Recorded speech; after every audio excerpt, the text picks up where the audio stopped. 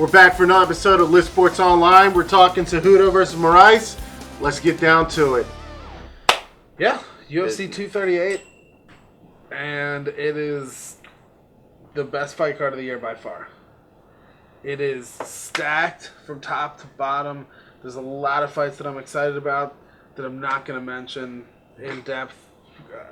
Karolina Kowalkiewicz is fighting. Tai Tuivasa is fighting. Blagoy Ivanov. And it's a lot to be excited about. But what we're going to focus on, there are 4 fights that are like potential number 1 contender fights. And then 2 title fights. So let's get into them. Let's talk about the contender fights first. Sure. So Katlyn Chookagian versus Joanne Calderwood is a really interesting fight in the flyweight division. I don't think that it necessarily will be a number 1 contender fight, but since that division is still very new and kind of developing, if this fight turns out super impressive for either woman, it could very well be a number 1 contender fight. Katlyn Chookagian is a real well-rounded fighter, a little more of a grappler, a wrestler, and Joanne Calderwood is this real fun to watch, dynamic kind of power striker. I think she's Irish, and so she's just she's a nice personality. She's fun to watch. She's fun in interviews. She's a great striker, and I don't know what's gonna happen, but we're talking about number 4 versus number 6 here. So if either woman comes out with a super impressive finish, then they very well could be fighting for the title against the co-main event, in which we will talk about in a little bit. We'll talk about. Might as well just save it, right? Yeah. So moving on, we have a fight in the Bantamweight division that is very exciting to me. And that is Aljamain Sterling versus Pedro Munhoz. So Aljamain Sterling is a guy who I have been excited about for a while because I'm a big fan of the Serra Longo fight camp under Matt Serra and Ray Longo. Matt Serra is the sole holder of the greatest upset in MMA history in a lot of people's minds with his win over GSP's knockout, right?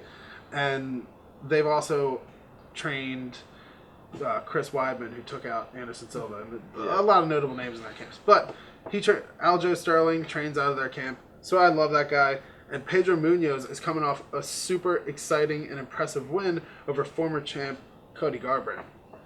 So Cody came out and just got into a striking match with Pedro Munhoz. And Pedro Munhoz is a good wrestler and a good boxer, and so he likes to fight in that close range. He likes to throw big shots, and he likes to defend takedowns. He's kind of like a sprawl and brawl type of guy in what I've seen from him. And so that's why he was in a really good position against Cody Garbrandt, who came in and just decided to do the same thing. And so he holds a win over a former champ, and it's because the fact that the former champ played to his game, which I don't think that Aljamain Sterling will do. Aljamain Sterling likes to fight at a longer range. He likes to throw some longer kicks. He likes to throw push kicks. He likes to throw round kicks. And he also likes to keep his punches at the end of his range. And I think that he fights at a bad range for Pedro Munhoz. And Aljamain Sterling has a really good fight IQ, and he has a really good grappling game as well, training under Matt Serra. And so I think that it's Aljo's fight to lose if he gets too aggressive or doesn't stick to the game plan and manage his distance wisely. But Pedro Munhoz has power in his hands, as we saw against Cody Garbrandt. So you cannot count Pedro Munhoz out. He's liable to close the distance, to leap in with a punch and catch Aljo Sterling at any time. But I think that Aljo Sterling has the timing, and I think that it's Aljo Sterling's fight to lose. Agreed. So coming up next, we look at Tatiana Suarez versus Nina Ansaroff. And Nina Ansaroff, I think, is... Well, she is the... we'll say this, she's the Bantamweight champ's fiance, I believe? Yeah. Amanda Nunes. Nunes. The first openly gay champion in UFC history, which is great. Awesome. Particularly for Pride Month. There you go. And so we have Nina Ansaroff coming into an almost for sure number 1 contenders fight. Tatiana Suarez has come into this division and has a wrestling pedigree like almost no woman we've seen before in UFC history. She is probably the best pure wrestler that the sport's ever seen in the female divisions. There are some people who have accolades that are, you know, that surpass Tatiana Suarez, like Liz Carmouche comes to mind, who was in the Olympics. But Tatiana Suarez is, like, her wrestling prowess, like, her wrestling skills are far beyond any woman I've seen in MMA. And Nina Ansaroff is one of those women who has been around, and she's relatively well-rounded. She's not a specialist in anything, but she's just been well-rounded and kind of wins and losses for a lot of her career. And then she came out and has gotten a couple of big wins in a row. And she looked phenomenal in her last fight. I think it was against former champ Carla Esparza. And her striking looked incredible. And she is engaged or married to the current champion, Nunes. in Nunes.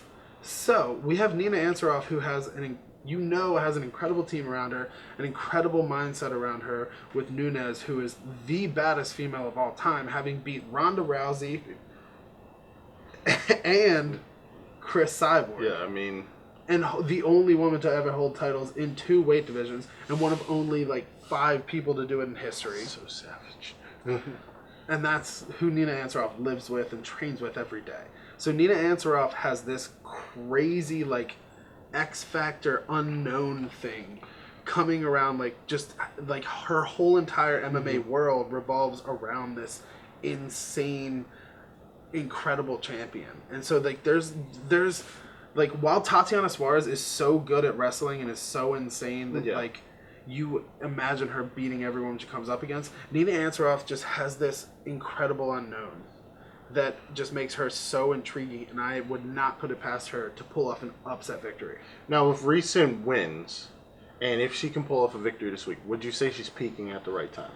Yeah, I think that the winner of this goes right onto a title shot. Okay. And it's an interesting time to be in that division because we just had a changing of the guard in the championship. Yeah. Rose just lost to Jessica Andrade. And so either of these women versus Jessica Andrade is real interesting. Yeah. Particularly Tatiana Suarez, because it would be interesting to see a super high-pressure striker, like sprawl and brawl type fighter versus a super powerful wrestler. And it would be really interesting to see Nina Ansaroff, who was a really technical, great striker in her last fight, versus the same kind of sprawl and brawl style. It's an interesting matchup either way. Yeah, there's a lot of... That fight is super intriguing. It's heavy, yeah. I'm super pumped for that fight. So in the next one. This is the fight that is kind of like the people's main event, dude. It is 2 huge fan favorites. Tony Ferguson, El Kakui, is coming back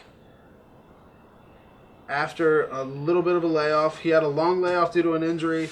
He tripped on a wire, got injured, was stripped of his interim lightweight title, came back, beat Anthony Pettis in a crazy fight where Anthony Pettis had to quit between rounds because he broke his hand. And he's fighting Donald Cerrone, who is a huge fan favorite. He's a favorite of everyone. Fans, journalists, pundits, owners of the company. Donald Cerrone is the dude who, you hear Donald Cerrone's fighting, you have to tune in because you know it's going to be exciting. Yeah. He holds the most wins in the UFC. He holds the most finishes in the UFC, and he holds the most post-fight bonuses in the UFC for either performance, finish, submission, KO, or fight of the night. Dude is just, everything he does is exciting. And Ferguson is just as exciting. Holds a ton of post-fight bonuses in his own right, and this fight is... It's going to be... It is potentially pure chaos. It's 2 phenomenal strikers, 2 phenomenal submission games, and 2 phenomenal takedown defenses. So it's really... I'm very, very curious to see where this fight plays out. Both dudes can do everything.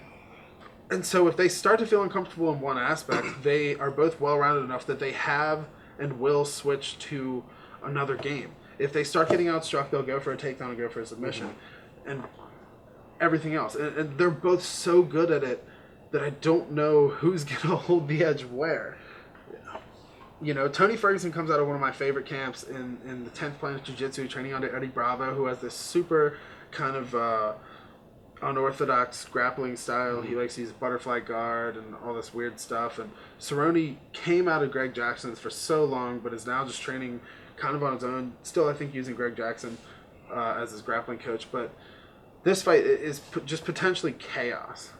Like, it's the level of this fight is about as high a level as you can get in the UFC. And this fight could be a title fight any other night.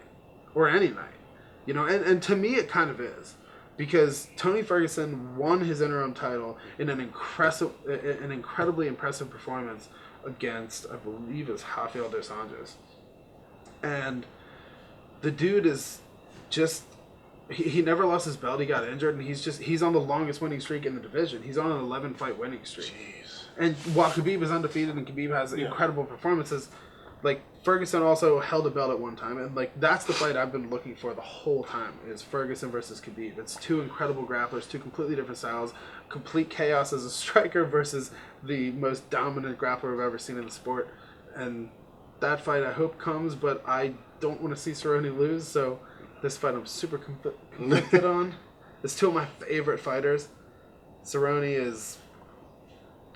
is phenomenal personality and a phenomenal striker, and I just hope that Cerrone doesn't go down as like that super exciting, super great dude that just never won a title. You know? Yeah, for the sake of that, I think Cerrone might be my pick. Yeah, dude. I hope Cerrone, and Ferguson is phenomenal. He's the weird thing about Ferguson is his super creativity when he's on his feet and his unorthodox style. And so that's what could possibly upset Cerrone. But Cerrone has the potential to finish anybody on the feet. We've seen him get some of the most insane knockouts and some of the slickest submissions. And so it's a toss-up. I kind of hope Cerrone wins because I think that he's closer to the end than Ferguson. Yeah. So moving into our co-main event, we have the Women's Flyweight Championship. The champion Valentina Shevchenko versus the contender Jessica Ai. Who you got? Think I gotta go with the champ on this one. Dude. Yeah. Shevchenko is 17-time kickboxing champ. Dude. Yeah. Like, she's legit. She not only is she a 17-time kickboxing world champion, but to win the title, she beat the former strawweight champion of the world, Joanne Calderwood, who is like a 13-time Muay Thai champion. Wow. And they fought like 4 times, and Shevchenko's won every time. I think it's kind of a size advantage, but Shevchenko is just phenomenal. Yeah. She has... Her game is so well-rounded. She's so powerful. She has great submissions. She submitted a super high-level wrestler. I forgot what her name was. She left the UFC because she got pregnant, but I can't remember her name. But anyway, Shevchenko just has a great submission game, a great takedown defense, and the best striking in the division, I think. Jessica Ai is a phenomenal fighter. She has great boxing. She has good power in her hands. She's slick. She's a veteran. She was fighting at a higher weight, and she didn't do so well up there. And she thinks it's because of the size. And she came down to the division and had 3 big wins in a row. So maybe she's right. She's on a roll. She's been catching women with her fists. But I think that Valentina Shevchenko is just too good. She is just phenomenal striker with the best defense you can have for it. And I don't think there's many women who are good enough wrestlers to overcome that takedown defense. And once they do, they have to have enough submission defense to stop her from tapping them out. And I think Jessica Ai is biting off a little more than she can chew. I think we're going to see Shevchenko take it in the second or third. You're not wrong. I think you're wrong. She's a heavy favorite for a reason. She's like a minus 1,400. It was just disrespectful. Oh man! And in the main event for the vacant men's bantamweight championship that was vacated by TJ Dillashaw, you have Cejudo versus Moraes. This fight is... I'm going Cejudo, though. From what I've, leading up to this episode, I like him. I think he could be the one. I mean, he is the current flyweight champ, which already, Yeah, and he holds wins over two of the greatest lighter weight fighters in history. So he had 2 fights with Demetrius Johnson. His first one, he lost quickly. Johnson TKO'd him in the first round with knees. But then he came back and won a decision against Johnson. And he was the first person to beat Johnson in a long time. Wow. Since Dominic Cruz beat him back in, I think, the debut of the division, the Bantamweight division, where Mighty Mouse was fighting 10 pounds heavier.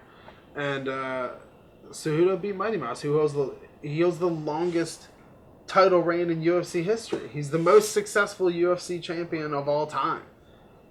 If you want to look at number of title defenses and number of title wins, as opposed to number of weight classes and all this stuff, there's 5 or 6 people who have won in 2 different weight divisions, but Mighty Mouse has the most title defenses ever. So, to me, he's the most successful champion of all time, right? And Cejudo beat him. Not only that, but he has a gold medal. I was about to say that. Yep, he is an Olympic gold medalist. Like, that's legit. You're the best in the world. Yeah, dude, and he loves to talk about his gold medal. I watched one of the preview videos, and Cejudo literally has there's a shot of him mounting his latest belt on the wall, and him complaining about how he had to rearrange his spread because he has too much gold. He's like, man, nobody should have to deal with this problem. There's just too much gold on my wall. How am I going to fit it all there? I was like, all right, man. Hey, listen. You want a gold medal, you deserve. I would do the exact same thing. Dude, I would have it. My God. I would mount it on top of my car in a bulletproof box, and I would literally just take it wherever you go. Don't mind me and my gold medal.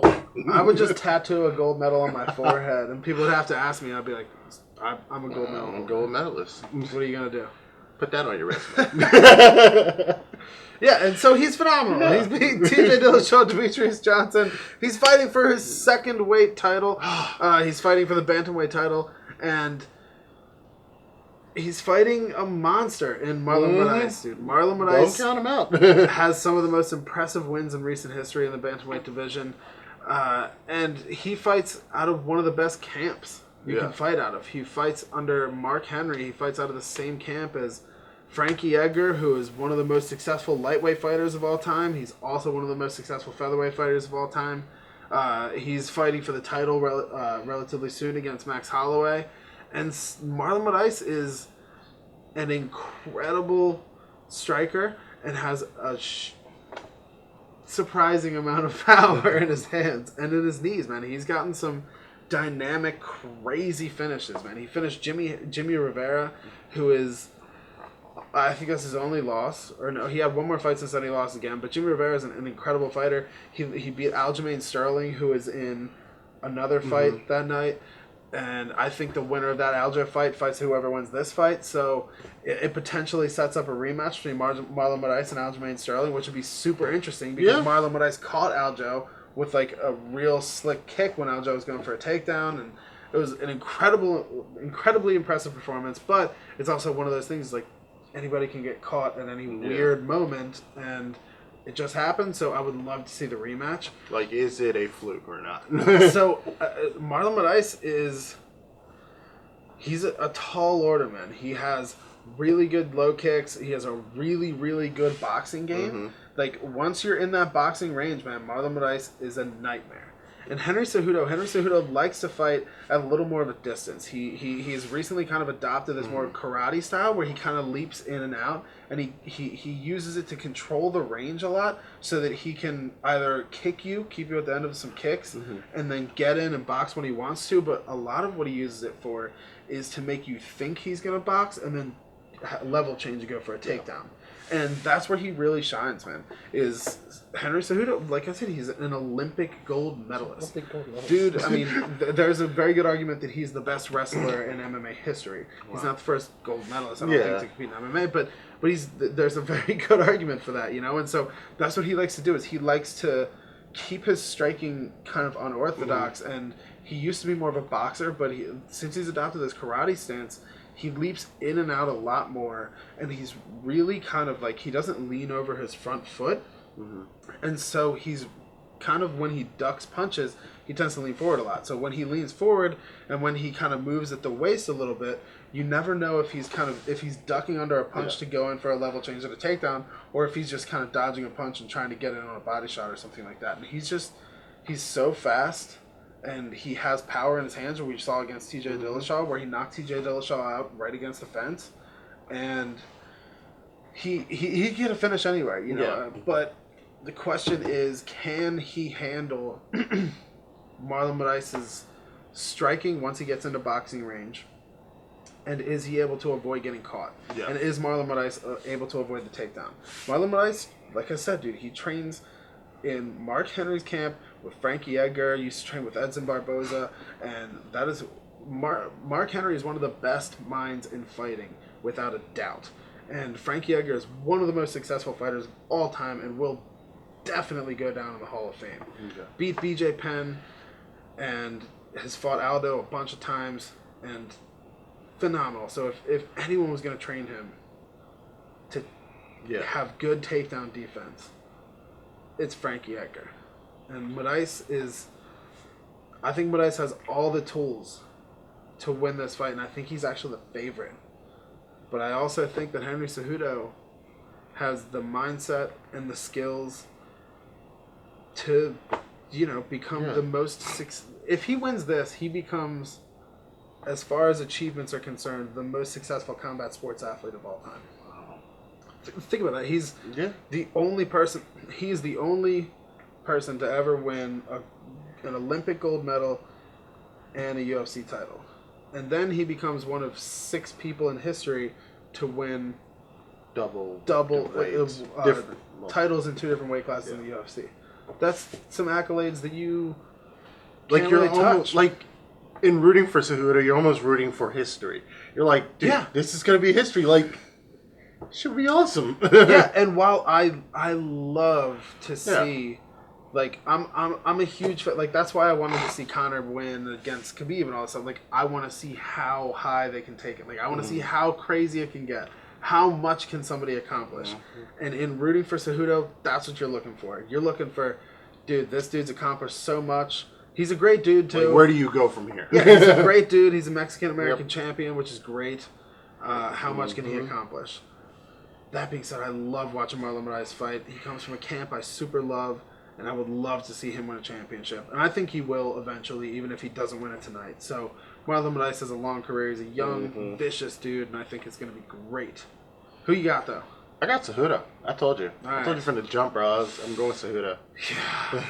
I might go with Moraes, man. I think he might catch him. Split decision. We'll recap it next week. We'll see, man. I haven't been doing so well lately. So. But no, I mean, super exciting card. Obviously, our eyes will be on it. Saturday. Don't miss it. Definitely Cejudo versus Moraes. A fight to be seen. And don't count out the co-main event. But none of them, dude. Yeah, none of these. All of these fights, like, most cards, it's like, there's a few fights you might, No, there's not one fight. There's so many I didn't mention that are so great. For the sake of time. Oh, man. But, nonetheless, me and Pat here breaking down UFC. We're excited for this next card. Don't forget to like and subscribe down below. Make sure to tune in next week when we recap this. Don't miss it on Saturday, and stay tuned.